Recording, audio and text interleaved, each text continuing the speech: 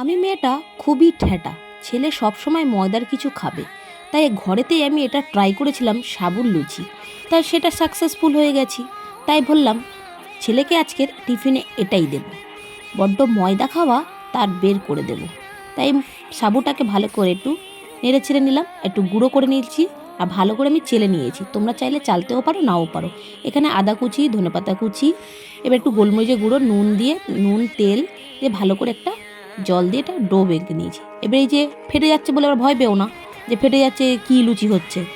এই যে বাটির শেপ দিয়ে একটু কাটিং করে মেপে নিলাম।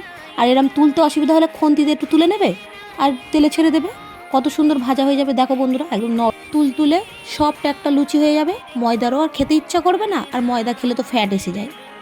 এবার একটু সাদা আলুর তরকারিতে যদি হয় দারুণ লাগে।